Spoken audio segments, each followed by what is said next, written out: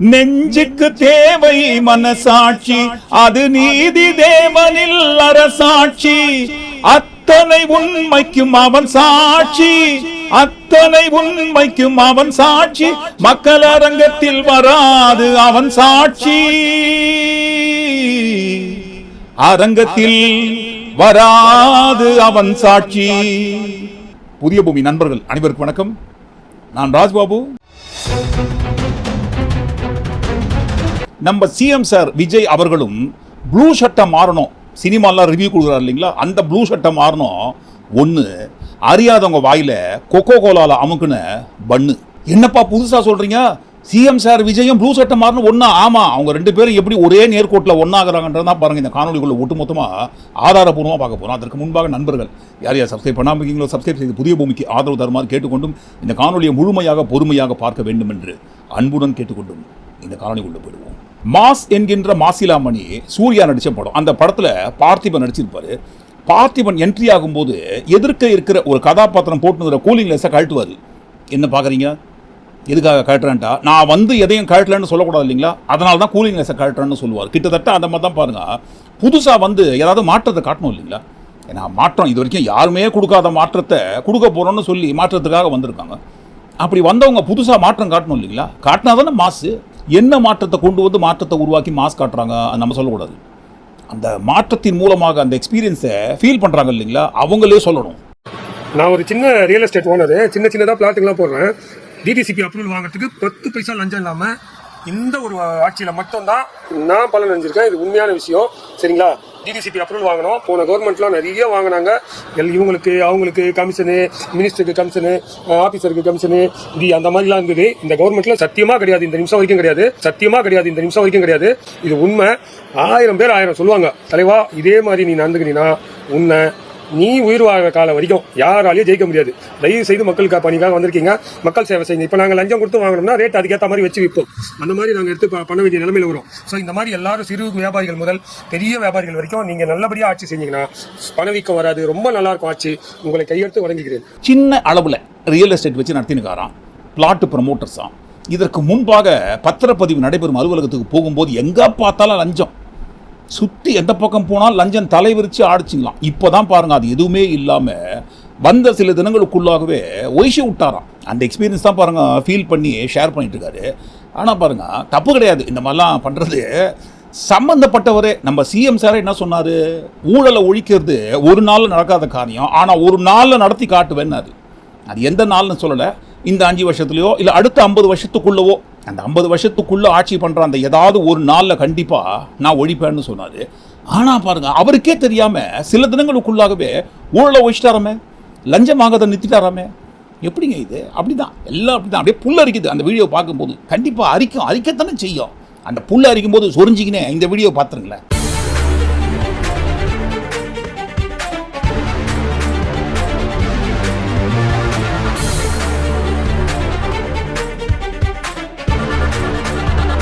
ஏதோ அதிகாரப்பூர்வமான கவுண்டரில் உட்காந்து எல்லாருக்கும் தெரிகிற மாதிரி பணத்தை வசூல் பண்ணி பாக்கெட்டில் போடுறான்னு நம்ம நினச்சிப்போம். அதுதான் கிடையாது.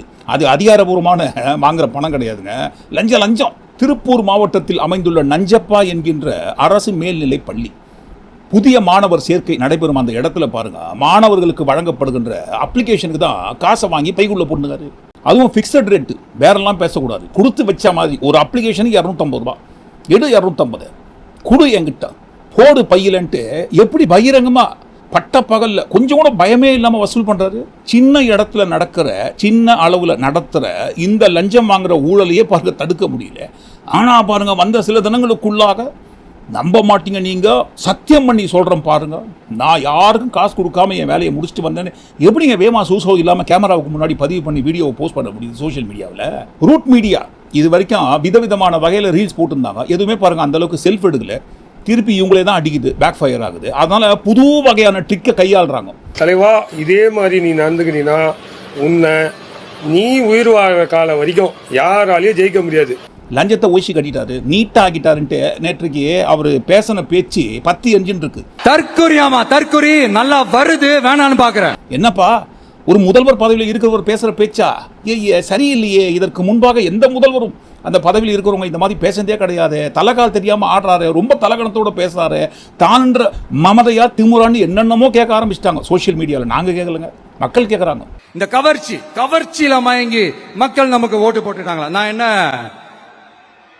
நீங்களும் சினிமாலேருந்து தான் சார் வந்தீங்க. சினிமாலேருந்துன்னு சொல்வதை காட்டிலும் சினிமா தான் உங்களோட மூல ஆதாரமாக இருந்தது, அதைத்தான் அடையாளமாக வச்சு வந்திருக்கீங்க. அப்படி இருக்கும்போது நீங்களே சினிமா கவர்ச்சியை குறித்து தப்பு தப்பாக பேசலாமா? தப்பு இல்லையான்ட்டு அவர் பேசின பேச்சு அவருக்கு எதிராகவே திருப்பி கேள்விக்கு மேலே கேள்வி கேட்டு பேர் ரிப்பேர் ஆச்சு.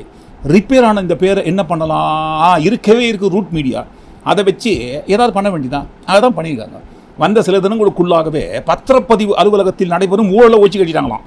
எல்லாருக்குமே நல்லது தான், ஊழலை ஒழிக்கிற பட்சத்தில் எல்லாருக்குமே நல்லது தான். ஆனால் பாருங்கள், அந்த வீடியோவில் பேசுகிறவர் ஏதாவது ஆதாரம் காட்டினாரா? இல்லவே இல்லை. முக்கியமாக முதல்ல பாருங்கள், அதிகப்படியாக இந்த பத்திரப்பதிவு நடைபெறும் அலுவலகத்துக்குள்ள ஊழலும் லஞ்சமும் தலைவிரித்து ஆடுவதற்கு காரணமே இந்த ரியல் எஸ்டேட் தான். சட்டப்படி ஒரு இடத்தோட மதிப்பு வேல்யூஷன் எவ்வளவோ அதை போடாமல் கம்மி பண்ணுற இடம் இருக்கு இல்லைங்களா, அங்கே இருந்து தான் இந்த லஞ்சமும் ஊழலே ஆரம்பிக்குது. ஊழலை தொடங்குற முதல் தொடக்கத்தில் இருக்கிற இவங்க சொல்கிறாங்க பாருங்க, அப்பாடா இப்போதான்ப்பா நிம்மதியாக இருக்குது, ஊழலை ஓஞ்சி போச்சு அப்படின்னு சொல்லிட்டு. It's very wrong bro, it's very wrong. தப்பான தகவல்லாம் கொடுக்குறது வெரி ராங்கு. சரி, அந்த ராங்கு ஒரு ஓரமாகட்டும். இந்த இடத்துல கல்வி அமைச்சர் ராஜ்மோகன் அவர்கள் இருக்கார் இல்லைங்களா, அவர் எங்கே இருக்காருன்னு தெரியலங்க. ஏன்னா பாருங்கள், ஓப்பனாக லஞ்சம் வாங்கினுக்கிறாங்க. அப்ளிகேஷன் கொடுக்கறதுக்கு கூட 250 ரூபான்னு ஃபிக்ஸ் பண்ணி லஞ்சம் வாங்கியிருக்காங்க. அந்த வீடியோ வைரல் ஆகிட்டு இருக்கு. அது சம்மந்தமாக யாரும் பேசின மாதிரி தெரியல. ஆனால் பாருங்கள், போகிற எல்லா இடத்துலையும் கலைஞர் ஃபோட்டோலாம் எங்கே இருக்குதோ அதெல்லாம் தூக்குற வேலையை பார்த்துனுக்குறாங்க. ஏன் இப்படி? எங்கெங்க இங்கே இருந்த கலைஞர் ஃபோட்டோ ஏங்க இப்படி பண்ணுறீங்கன்னு அந்த அரங்குக்கு வந்தவங்க கேள்விக்கு மேலே கேள்வி கேட்டு அப்புறம் மாட்டுறாங்க. ஏங்க இப்படி, ஏன் இப்படி? பார்க்க வேண்டிய வேலை நமக்கு எவ்வளவோ தலைக்கு மேலே இருக்கும்போது ஏன் தேவையில்லாத வேலை பார்த்துனுக்குறீங்க? போங்க சார் போங்க, உங்கள் துறையை சுற்றி என்னென்ன அநியாயம் அக்கிரமம் நடந்துட்டு கண்ணை திறந்து பார்த்து அதெல்லாம் சரி பண்ணுற வழியை பாருங்கள். முதல்ல பாருங்கள், அப்ளிகேஷன் ஸ்டூடெண்ட்ஸ் கிட்ட இருந்து அப்ளிகேஷனுக்கு காசை கலெக்ட் பண்ணுற இந்த விஷயத்தை நிறுத்துங்க. வீடியோ வெளியாகி வைரல் ஆகிட்டு இருக்கு, 10 என்ஜின் இருக்குது. அது குறித்து சம்பந்தப்பட்ட அதிகாரி மீது என்ன நடவடிக்கை எடுக்க முடியுமோ எடுங்க. இனி வருங்காலங்களில் வரும் நாட்களில் இதை போன்ற தவறுகள் மறுபடியும் நடைபெறாதவாறு என்ன பண்ண முடியுமோ அதெல்லாம் பண்ணுங்க. ஆனால் தேவையில்லாத வேலையை பண்ணாதீங்க. அதுதான் பாருங்கள் ரொம்ப ரொம்ப தப்பு. ஒரு புதிய ஆட்சி தமிழ்நாட்டில் வந்திருக்கு. அப்படி புதிய ஆட்சி பொறுப்புக்கு வந்த கையோடு எல்லாருமே அதிகாரிகள் பயந்துருக்கணும் இல்லைங்களா? என்னப்பா புதுசாக வந்திருக்கவங்க என்னென்ன பண்ணுவாங்கன்னு தெரியாது, எதுக்கும் ஒரு 6 மாதம் 1 வருஷத்துக்கு நீட்டாக இருப்போம், ஃப்ரெஷ்ஷாக இருப்போம், நேர்மையாக இருப்போன்ட்டு யாருக்காவது அந்த எண்ணம் இருக்குதுங்களா? பயன்றதே கிடையாது. ஒரு புதிய ஆட்சி வந்திருக்குன்னு தெரிந்தும் இவ்வளோ பயமே இல்லாமல் இருக்காங்கன்னு சொன்னால் அதுக்கு காரணம் யாருங்க? இவங்க தான், இவங்க ஆட்சி தான். முக்கியமாக பாருங்கள், நம்ம சிஎம் சார் தான். ஏதாவது ஒரு பிரச்சனையை குறித்து எடுத்து போட்டால் ஃபஸ்ட்டு வர வார்த்தை டிஎம்கே கைக்கூலி, டிஎம்கே சதி, அவங்களாம் டிஎம்கே பேச்சு கேட்டு பண்ணுறாங்கன்ட்டு நடக்கிற சம்பவங்கள் எல்லாத்துக்கும் காரணம் டிஎம்கே தாண்டு பழியை தூக்கி போடுறதுக்கு ஒருத்தர் இருக்காங்க. என்ன நடந்தாலும் பழியை தூக்கி திமுக தான் போட போகிறாங்க. இதுவே நம்மளுக்கு போதுமே ஃபேவர் ஆகிறதுக்கு, நமக்கு சாதகமாக இருக்கிறதுக்கு. நம்ம எவ்வளோ தப்பு வேணாலும் பண்ணலாம், பழியை தூக்கி எப்படியும் திமுக மேலே தான் போட போகிறாங்க, நம்ம பக்கம் வரமாட்டாங்க. அதனால் பாருங்கள், ரொம்ப சுலபமாக ஈஸியாக புதிய ஆட்சியாளரை பார்த்து எந்த ஒரு சதவீதம் கிடையாதுங்க, 0.5% பயமே இல்லாமல் பகிரங்கமாக வாங்க ஆரம்பிச்சிட்டாங்க இதற்கு முன்பை காட்டிலும். ஆனால் பாருங்கள், மறுபடியும் 1 செகண்ட் சொல்கிறோம், வேமா சூசோ இல்லாமல் ரீல்ஸ் போட்டு பப்ளிசிட்டி தேடுனுங்கிறாங்க. அந்த ரீல்ஸுக்குள்ளே பேசுகிறவர் யாருன்ட்டு இதற்கு பிறகு தோண்டி பார்த்தா தெரிஞ்சிடும். இதற்கு முன்பாக அவர் என்னென்ன ரீல்ஸ் பதிவிட்டிருக்காருன்ட்டு தோண்டலாம், தப்பு கிடையாது. இல்லை இந்த வீடியோ பார்த்துக்கும் போது கண்டிப்பாக தோண்டிட்டு இருப்பாங்க அவர் யாருன்ட்டு. இதுவும் ஒரு ஓரமாகட்டும், இந்த ஊழல் லஞ்சம் ஒரு ஓரமாகட்டும். இந்த டுபாகோ ஜோஷியர் காமெடியில் ஒரு டைலாக் வரும் இல்லைங்களா, நீ சொன்னதில் ஏதாவது ஒன்றாவது உருப்படியாக இருக்கான்ட்டு. அந்த மாதிரி தான் பாருங்க, ஏதாவது நம்ம வாக்குறுதி கொடுத்தோமே அதில் ஏதாவது ஒன்றையா நம்ம நிறைவேற்றிருக்குமா? உதாரணத்துக்கு இந்த சம்பவம் திருவண்ணாமலையில் அரங்கேறுகிறது.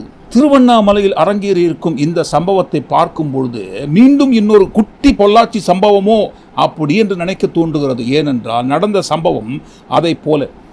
கிரிவலத்திற்கு வருகின்ற பெண்கள் கிரிவலம் முடிச்சுட்டு போகும்போது ஆள் நடமாட்டம் இல்லாத இடத்தில் வந்து கொண்டிருக்கும் பெண்களை ஒரு கும்பல் கூட்டாக வழிமறித்து நகைகளை பறித்து கொண்டு அந்த பெண்ணை ஆள் நடமாட்டம் இல்லாத ஒரு இடத்துக்கு தூக்கிட்டு போயிட்டு பாலியல் தொல்லை கொடுத்து பாலியல் வன்கொடுமை செய்து அதில் வேற பாருங்க வீடியோ எடுத்து அந்த பெண்களை மிரட்டி இருக்கு அந்த கும்பல். அதுவும் கடந்த 2 தினங்களில் 30, 31 வைகாசி பௌர்ணமின்ற ஒரு விசேஷமான நாட்களில் அவங்க கைவரிசையை காட்டியிருக்காங்க. கடந்த 30ஆம் தேதி அன்று திருவண்ணாமலைக்கு வந்த ஒரு பெண், அவருக்கு திருமணம் ஆகியிருக்குங்களா, நண்பரோடு வந்திருக்காங்க வண்டியில்.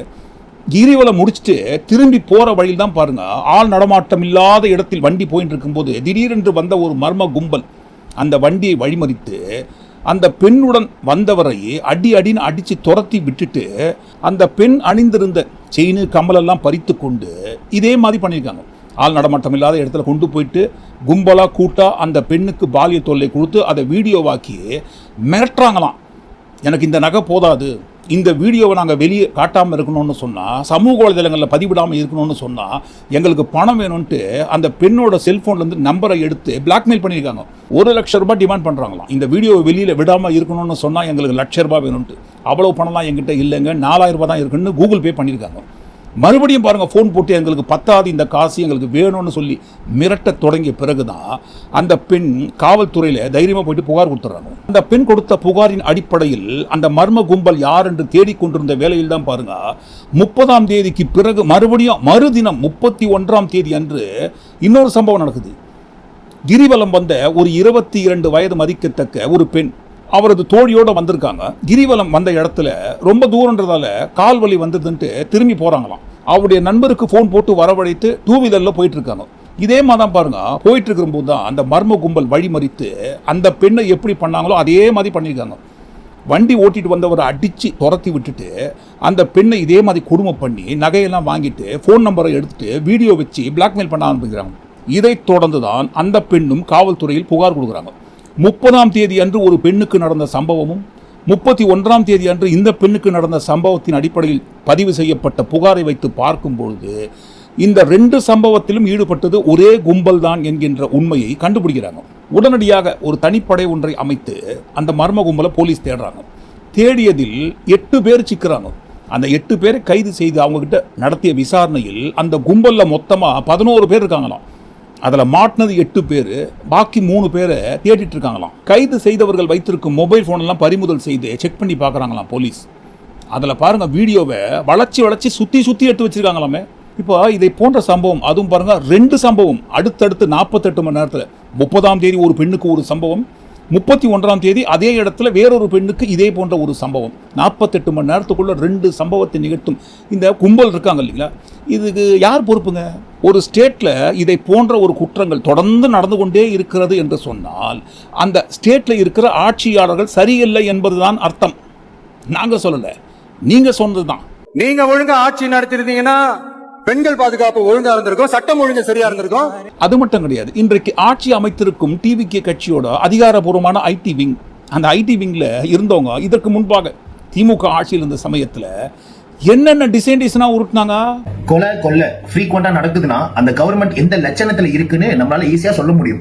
ஆனா ஒரு ஸ்டேட்ல பல பெண்கள் ரேப் பண்ணப்பட்டு கொலை செய்யப்படுறாங்க அப்படின்னா அந்த ஸ்டேட் கவர்மெண்ட் எந்த லட்சணத்துல மக்களுக்கு பாதுகாப்பு கொடுக்குறாங்க, எந்த லட்சணத்துல அந்த கவர்மெண்ட் நடக்குதுன்னு நம்மளால ஈஸியா சொல்ல முடியும். இதுக்கெல்லாம் காரணம் ஆட்சியாளர் தான். அவங்க சரியில்லாத காரணத்தினால்தான் இதை போல பெண்களுக்கு அநியாய அக்கிரமம் நடக்குது. அவங்க 1 மணி கூட வெளியே போவாங்க நைட்ல. அதை கேட்கறதுக்கு நீங்க யார்? அவர்களுக்கு பாதுகாப்பு கொடுக்க வேண்டியதுதான் உங்களுடைய கடமை. பெண்கள்லாம் பாவம், 10 மணிக்கு வெளியே போனா நீ எதுக்கு அந்த இடத்துக்கு போனீங்கன்னு பெண்களை குறை சொல்லணும். அவங்க 1 மணிக்கு நடுராத்திரி கூட போகலாம், அது அவங்க இஷ்டம். ப்ரொடெக்ஷன் கொடுக்க வேண்டியது கவர்மெண்டோட ரெஸ்பான்சிபிலிட்டி. ஆனா இன்றைக்கு தாவேக்கு ஆட்சி அமைந்த கையோடு அவரே தான், வேற யாரும் கிடையாதுங்க. அன்னைக்கு சொன்னவர் வேற, இன்னைக்கு சொன்னவர் வேறலாம் கிடையாது, அவரே தான். பேரண்ட்ஸ், நீங்க தான் உங்களோட குழந்தைகளை நல்லபடியா பாத்துக்கணும். ஏன்னா விஜய் என்ன ஆல்ரெடி நிறைய வேலை இருக்கும், புரியுதா? உங்க வீட்டுல உங்க குழந்தைகளுக்கு ஒரு பிரச்சனை வரக்கூடாது அப்படின்னா நீங்க தான் ஃபர்ஸ்ட் அவங்க கண்ணுங்க அர்த்தமா பாத்துக்கணும். அப்ப இந்த இடத்துல கேட்பாங்களா கேட்க மாட்டாங்களா, கொஞ்சமாவது உங்களுக்கு பேமா சூசோ இருக்கான்னு சொல்லி. ஒரே விஷயம், பெண்கள் பாதுகாப்பு. திமுக ஆட்சியில் இருக்கும்போது பெண்கள் பாதுகாப்பை குறித்து அப்படி, அதே பாருங்க டிவிகே கட்சி ஆட்சி அமைந்த கையோடு பெண்களின் பாதுகாப்பை குறித்து இப்படியா? உங்க வீட்டுல உங்க குழந்தைகளுக்கு ஒரு பிரச்சனை வரக்கூடாது அப்படின்னா நீங்க தான் ஃபர்ஸ்ட் அவங்க கண்ணுங்க அர்த்தமா பாத்துக்கணும். அப்ப என்ன சொல்ல வரீங்க? திருவண்ணாமலைக்கு நைட்ல எல்லாம் போக கூடாதா? எல்லாரையும் வீட்டுக்குள்ள பூட்டி வைக்கணுமா? வீட்டுக்குள்ள பூட்டி வச்சிருந்தாதான் பெண்கள்லாம் பாதுகாப்பா இருப்பாங்களா? அப்படி பாதுகாப்பை மீறி, அதாவது வீட்டுக்குள்ள இருக்கிறவங்க பாதுகாப்பை மீறி பெண்கள்லாம் பாருங்க வெளியே வந்தீங்கன்னா அவங்களுக்குலாம் இப்படி தான் நடக்கும், அதுக்கும் அரசுக்கு எந்த சம்பந்தம் கிடையாதுன்னு சொல்ல வரீங்களா? சொல்ல வரீங்கன்னு இல்லை, அதான் சொல்றாங்க. உங்க வீட்டுல உங்க குழந்தைகளுக்கு ஒரு பிரச்சனை வரக்கூடாது அப்படின்னா நீங்க தான் ஃபர்ஸ்ட் அவங்க கண்ணுங்க அர்த்தமா பாத்துக்கணும். படிக்கிற இடத்துல, வேலைக்கு போற இடத்துல, எந்த இடத்துலயுமே பெண்களுக்கு தமிழ்நாட்டில் பாதுகாப்பு இல்லாம ஒட்டுமொத்தமான பெண்கள் கதறாங்க. அந்த கதறல் சத்தம் உங்க காதுல கேட்குதான்ட்டு நம்ம தான் சார் கேட்டோம். படிக்கிற இடத்துல, வேலைக்கு போற இடத்துல, வெளியில போற இடத்துலன்னு அவங்களுக்கு பாதுகாப்பே இல்லைன்னு ஒட்டுமொத்த பெண்களும் கதறாங்க. அந்த கதறல் சத்தம் ஏதாவது உங்க காதுல கேக்குதா அங்கிள்? இதெல்லாம் அவர் பேசுறத நம்ம எடுத்து போடுறோங்க. என்ன சம்பவம் நடந்தாலும், ஒரு சின்ன விஷயம் நடந்தா கூட எல்லாத்துக்கும் காரணம் அரசு தான். அந்த அரசாங்கம் அதை போல மெத்தன போக்கில் இருக்கிற காரணத்தினால்தான் இதை போல குற்றங்கள் தமிழ்நாட்டில் நடக்குது. நடக்கிற குற்றங்கள் எல்லாத்துக்கும் காரணம் அரசாங்கம் தான்ட்டு அரசாங்கத்து மேலேயே பழியை போட்டு கொண்டிருந்த காரணத்தினால் தான் திரும்ப பழியை தூக்கி இவங்க மேலே போட வேண்டியதாகுது. நீங்கள் தானே சொன்னீங்க, அப்போ சொன்னீங்களே சார், அப்படி சொன்னீங்களே சார், எல்லாத்துக்கும் காரணம் அந்த ஆட்சி தானே சொன்னால், அப்போ இப்போ நடக்கிற குற்றங்களுக்கு காரணம் நீங்கள் தானே ஆட்சியில் இருக்கிறீங்க. பெண்களுக்கு பாதுகாப்பு கொடுப்போம்னு சொல்லி தான் பாருங்கள் பிரதான வாக்குறுதியை மையப்படுத்தி ஆட்சிக்கு வந்திருக்கீங்க. அது மட்டும் கிடையாது, இந்த லெட்டர் ஞாபகம் இருக்குங்களா? அண்ணா பல்கலைக்கழக மாணவி பாலியல் வன்கொடுமை சம்பவ சமயத்தில் விஜய் அவர்கள் கைப்பட எழுதிய லெட்ரு. தமிழ்நாட்டில் பெண்களுக்கு பாதுகாப்பு இல்லை, கவலைப்படாதீங்க, உங்கள் வீட்டில் அண்ணனா தம்பியா சொந்தக்காரனா எல்லாத்துக்கும் நான் இருக்கிறேன், பயப்படாதீங்க, நான் வந்துடுறேன், தமிழ்நாட்டில் பெண்களுக்கு என்ன மாதிரி பாதுகாப்பு கொடுக்க போகிறேன்னு சொல்லி விஜய் அவர்கள் கைப்பட கடிதம் எழுதி அதை நிறைய காப்பி எடுத்து எல்லா இடத்துலையும் ரோடாக தெருவாக கொடுத்தாங்க. ஒரு பஸ்ஸு விடாமல் ட்ராவல் பண்ணுற பேசஞ்சர்ஸ்க்கெல்லாம் கொடுத்தாங்க. பாருங்கள் தமிழ்நாட்டில் பெண்களுக்கு பாதுகாப்பு இல்லாமல் போச்சுன்ட்டு எவ்வளவு அநியாய அக்கிரமம் பண்ணாங்க. ஒரே ஒரு சம்பவத்துக்கு அவ்வளவு கலாட்டா பண்ணீங்களே, பெண்களுக்கு பாதுகாப்பு இல்லை பாருங்கன்னு லெட்டர்லாம் எழுதி தெருவாக போயிட்டு கொடுத்துருந்தீங்களே. அப்போது இன்றைக்கி இந்த குற்றங்களுக்கெல்லாம் யார் பொறுப்பேற்றுப்பாங்க, யார் பதில் சொல்லுவாங்க? அக்கௌண்டபிலிட்டி எடுத்துக்கொள்ள வேண்டிய பொறுப்பை சுமக்க வேண்டிய பொறுப்பான பதவியில் இருக்கிற நம்மளே பாருங்க, பொறுப்பை தட்டி கழிக்கக்கூடிய வகையில் எல்லாத்துக்கும் காரணம் திமுக தாங்க. எல்லாத்தையும் பண்ணிட்டு பழியை தூக்கி ஏன் மேல போடுறாங்க? நம்மளை சுற்றி இருக்கிற கூட்டம் மட்டும் நம்ம என்ன பேசினாலும் கை தட்டுறதுக்கு ரெடியாக இருக்காங்கன்ட்டு பார்க்கக்கூடாது, தப்பு. ஒட்டுமொத்தமாக தமிழ்நாட்டில் உள்ள அனைத்து மக்களுக்கும் பொதுவாக அனைத்து மக்களுக்கும் கொடுக்கக்கூடிய நல்ல ஆட்சியை கொடுக்க வேண்டும். எவ்வளவு அநியாய அக்கிரமம் நடந்தாலும் பரவாயில்லைங்க, அந்த அக்கிரம அநியாயத்துக்கு பின்னாடி திமுக தான் இருக்குன்ட்டு ஈஸியாக பழியை தூக்கி போட்டால் நம்ம சொல்கிறத கேட்கறதுக்கு, கைத்தட்டுறதுக்கு, ரசிக்கிறதுக்கு, விசில் ஊதத்துக்கும் கிளாப் பண்ணுறதுக்கும் ஒரு கூட்டம் இருக்குன்ட்டு அந்த கூட்டத்துக்காக மட்டும் ஆட்சி நடத்தக்கூடாது, தப்பு அது. ஆட்சி பொறுப்புக்கு வந்து 6 நாட்களுக்குள்ளாக 6 நிமிஷத்தில் 6 மாதம் வரைக்கும் வெயிட் பண்ணுவாங்கன்னு சொல்லிட்டு எல்லா எதிர்க்கட்சியும் மொத்த பேரும் சேர்ந்து விமர்சனம் பண்ணால் எப்படிங்கன்ட்டு எதுக்கு டைம் கொடுப்பாங்களோ அதுக்கு தான் டைம் கொடுப்பாங்க. கொலை பாலியல் குற்றங்கள் தொடர்ந்து நடந்திருந்தா அதுக்கெல்லாம் டைம் கொடுப்பாங்களா? கேட்டாக்கா அவங்கவுங்க தான் அவங்கவுங்க வீட்டு பெண்களை ஜாகிரதையாக பத்திரமா வீட்டுக்குள்ளே வச்சு பாதுகாப்பாக இருந்துக்கணும். அப்புறம் பாருங்க, எங்ககிட்ட வந்து சொல்லக்கூடாது, சிஎம் சாருக்கு எக்கச்சக்கமாக வேலை இருக்குன்ட்டு ஓப்பனாகவே பதிவு பண்ணுறாங்க. உங்கள் வீட்டில் உங்கள் குழந்தைகளுக்கு ஒரு பிரச்சனை வரக்கூடாது அப்படின்னா நீங்கள் தான் ஃபர்ஸ்ட் அவங்க கண்ணுங்க அர்த்தமாக பார்த்துக்கணும். ரூட் மீடியாவை வச்சு அதிகாரப்பூர்வமான ஐடி விங் மூலமாகவே ஓப்பனாக பதிவு பண்ணுறாங்க அவங்கவுங்க வீட்டில் இருக்கிற பெண்களை பாதுகாப்பாக வச்சுக்கிட்டு. அப்போ பாருங்கள், அவங்களது ஆட்சியில் ஒட்டுமொத்தமாகவே பெண்களுக்கு சுத்தமாக பாதுகாப்பு இல்லாத நிலை உருவாகி விட்டதுன்ட்டு கைப்பட எல்லா எதிர்க்கட்சியிலும் கடிதம் எழுதி ரோடாக கொடுக்கலாமா? கேட்டாக்கா இப்போ தான் நாங்கள் வந்திருக்கோம், டைம் கொடுங்க அப்படின்றாங்க. அப்படிங்களா? டைம் தானே. இப்போ இந்த பக்ரீத் பண்டிகைக்கு முன்தினம் நீதிமன்றத்திலிருந்து ஒரு தீர்ப்பு வருகிறது.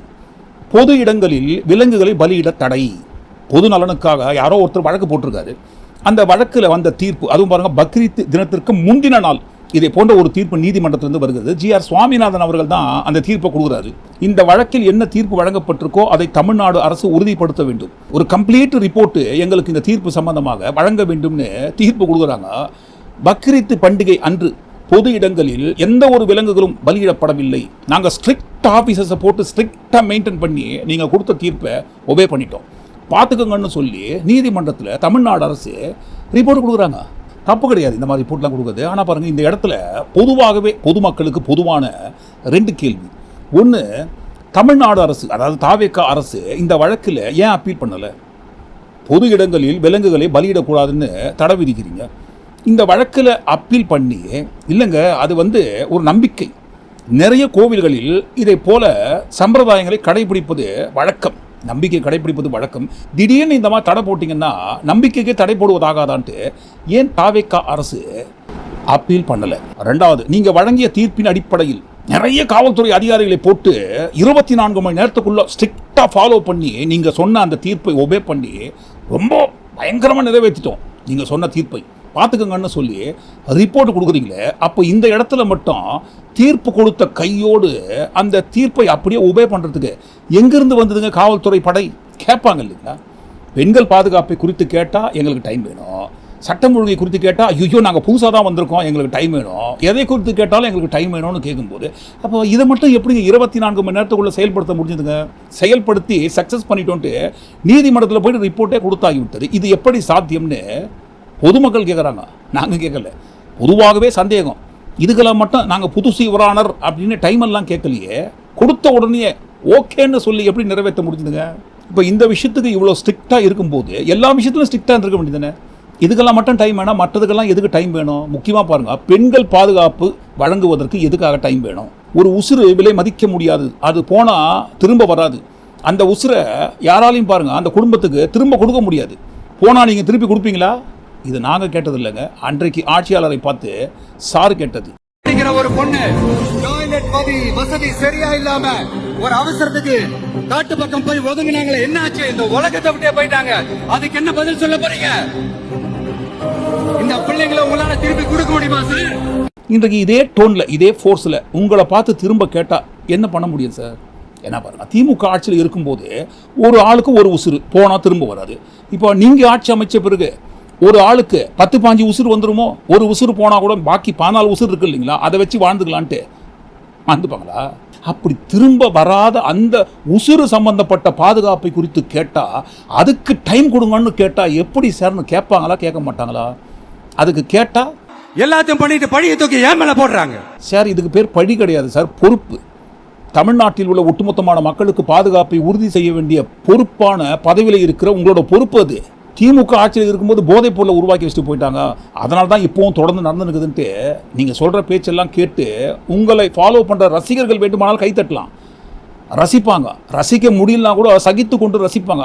ஆனால் ஒட்டுமொத்தமான தமிழ்நாட்டில் உள்ள 8 கோடி மக்களும் இதை ஏற்றுக்க மாட்டாங்க சார். இல்லை மறுபடியும் திரும்ப திரும்ப இதே மாதிரி தான் போதைப் பொருள் மதுபானம் அப்படின்னு பேசியிருந்தீங்கன்னா உங்கள்கிட்ட கேள்வி கேட்பாங்க. நாங்கள் கேட்கலைங்க, நாங்கள் கேட்க மாட்டோம், நாங்கள் கேட்க போகிறோம். கேட்பாங்கன்னு சொல்கிறோம் பொதுமக்கள். பொதுவான மக்கள் பொதுவாக என்ன கேட்பாங்கன்னா, இல்லைங்க திரைப்படங்களில் நீங்களே இந்த மதுபானத்தை அதிகப்படியான திரைப்படங்களில், அதிகப்படியான காட்சிகளில், அதிகப்படியான பாடல்களில் பாடி ப்ரமோஷன் பண்ணி நடிச்சிருக்கீங்க. ஏன்னா நீங்கள் நடிச்ச திரைப்படத்தில் நாட்டு மக்களுக்கு தேவைப்படுகின்ற நல்ல கொள்கையெல்லாம் கொண்டு போய் சேர்க்கலை. சின்ன பசங்களை கவர் பண்ணுறதுக்காக இந்த மாதிரி விஷயத்தை தான் அதிகப்படியாக கொண்டு போய் சேர்த்துருக்கீங்கன்ட்டு திரும்ப உங்களே கேள்வி கேட்பாங்க. நீங்களும் சேர்ந்து தான் பாருங்கள், மதுபானத்துக்கு அதிகப்படியாக உங்கள் திரைப்படத்தில் ப்ரமோஷன் பண்ணி உங்கள் ரசிகர்களுக்கு நீங்களே ஒரு ரோல் மாடலாக இருந்திருக்கீங்கன்னு கேள்வி கேட்டால் என்ன சார் பண்ண முடியும்? சரி, அப்படி கேள்வி கேட்கறது கூட ஒரு ஓரமாக இருக்கட்டும். இந்த இடத்துல தான் சினிமா ரிவ்யூலாம் கொடுக்குற ப்ளூ ஷர்ட்டை மாறணும் நம்ம சிஎம் சாரும் 2 பேரும் ஒரே இடத்துல இணைகிறாங்க. அது எப்படின்னா, ப்ளூ ஷர்ட்டை மாறனை குறித்து நம்ம சொல்ல வேண்டிய அவசியமே இல்லை, எல்லாருக்குமே தெரியும். உள்ளூரில் எடுக்கிற திரைப்படத்தில் இருந்து உலக நாடுகளில் எடுக்கிற திரைப்படம் வரைக்கும் கிழின்னு கீழ்ச்சி குறையாக சொல்லிட்டு இருப்பார். அந்த திரைப்படத்துக்குள்ளே இருக்கிற நிறைய பற்றி பேசவே மாட்டார், குறை சொல்லியே வளர்ந்தவருங்க. அப்படி குறையாக சொல்லுகிறீங்களேப்பா, உங்களால் முடிஞ்சால் ஒரு திரைப்படம் எடுத்து கீழ்ச்சி காட்டுங்கப்பான்ட்டு எல்லாரும் கேட்டாங்க. நானா என்னையா கேட்குறீங்க, நான் யாருன்னு காட்டுறேன் பாருங்கன்னு ஒரு படம் எடுத்தார், ஆன்டி இண்டியன் ஒரு படம். அதாவது பாருங்க, நார்மலாக இந்த அளவு தான் ஆடியன்ஸ் இருந்தால் தியேட்டரில் படம் ஓட்டுவாங்கன்னு ஒரு ரூலு. அந்த அளவுக்கு ஆடியன்ஸ் கூட வரல. கெஞ்சி கூப்பிட்டு ஃப்ரீயாலாம் கூட டிக்கெட் கூப்பிட்டு பார்த்தாரு. ஐயா இந்த அளவுக்கு ஆடியன்ஸ் வாங்கய்யா, தியேட்டரில் படத்தை ஓட்ட மாட்டுறாங்க அப்படின்னு கெஞ்சி பார்த்தாரு. காலில் விழாத குறையாக கதர்னாரு. வந்து படத்தை பாருங்க, நான் டைரக்ஷன் பண்ணி எடுத்து வச்சிருக்கிற ஆன்டி இண்டியன் படத்தை பாருங்கன்னு சொல்லி யாருமே வரல. படம் ஒட்டுமொத்தமாக வந்த இடத்துக்கே போயிடுச்சு, டப்பால திரும்பி போயிடுச்சு. ஊரில் இருக்கிறவங்க படத்தெல்லாம் குறை சொன்னீங்களேப்பா, உங்களால் ஒரு படத்தை எடுத்து ஒழுங்காக உருப்படியாக கீழ்ச்சி காட்ட முடிஞ்சுதான்னு கேட்ட கேள்விக்கு இன்னி வரைக்கும் பதில் சொல்லவே இல்லை. குறை சொல்வது ஈஸி, சொல்லிட்டு போயிடலாம். ஆனால் பாருங்க, அதே அந்த இடத்துல வரும்போது தான் இவரால் என்ன பண்ண முடியுன்றதை ஆன்டி இண்டியன் திரைப்படத்து மூலமாக காட்டினாரு. அதே மாதிரி தான் ஊரில் இருக்கிற ஆட்சியாளரை பார்த்துலாம் நம்ம கேள்வி கேட்டிருந்தோம். சரிப்பா, எல்லாரும் கேள்வி கேட்டுங்கிறீங்களே, நீங்கள் வந்தால் என்ன பண்ணுவீங்க சார்? ஏதோ பண்ணுறேன்னு சொல்கிறாரு புதுசாக, ஆட்சியை தான் எடுத்து கொடுத்து பார்ப்போமேன்னு சொல்லி ஆட்சி எடுத்து கொடுத்தாங்க. ஆட்சி பொறுப்புக்கு வந்த கையோடு எந்த நம்பிக்கையின் அடிப்படையில் உங்களுக்கு ஓட்டு போட்டாங்களோ அந்த நம்பிக்கை உங்களால் நிறைவேற்ற முடிஞ்சுதா?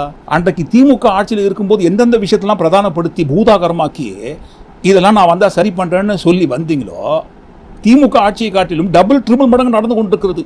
முக்கியமாக பாருங்கள், பெண்களுக்கு பாதுகாப்பு இல்லாத சூழல் எங்கே பார்த்தாலும். முக்கியமாக பாருங்கள், டிவிகே கட்சிக்குள்ளே இருக்கிறவங்களே அதிகப்படியான பாலியல் குற்றங்களில் ஈடுபடுகிறார்கள். சொந்த கட்சிக்குள்ளே இருக்கிறவங்களையே உங்களால் கட்டுப்பாடாக வச்சுக்க முடியலையே. நீங்கள் தமிழ்நாட்டில் இருக்கிற 8 கோடி மக்களுக்கு எப்படி பாதுகாப்பு கொடுக்க போறீங்கன்ட்டு ஒரு கேள்வி. அன்றைக்கு எதையெல்லாம் முன்னிறுத்தி திமுக ஆட்சியை கை காட்டினீங்களோ அதே தான் பாருங்கள், அந்த இடத்துல இன்றைக்கு நீங்கள் இருக்கீங்க.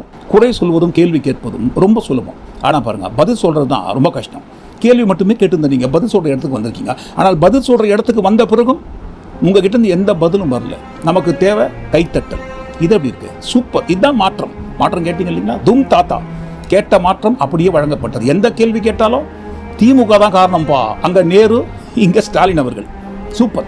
ஒட்டுமொத்தமாக எல்லாத்தையும் கூட்டி கழிச்சு இந்த காணொலிக்குள்ளே வந்த எல்லா அநியாய அக்கிரமமான சம்பந்தப்பட்ட விஷயங்களை குறித்தும் விஜய் அவர்களும் ப்ளூ ஷர்ட்டை மாறணும் சந்திக்கும் இந்த நேர்கோட்டை குறித்தும் நீங்கள் என்ன நினைக்கிறீங்கன்னு கண்டிப்பாக உங்கள் தவறாமல் கருத்துக்களை பதிவு. மீண்டும் நாளை காணொலி நான் சந்திப்பேன். நன்றி, வணக்கம்.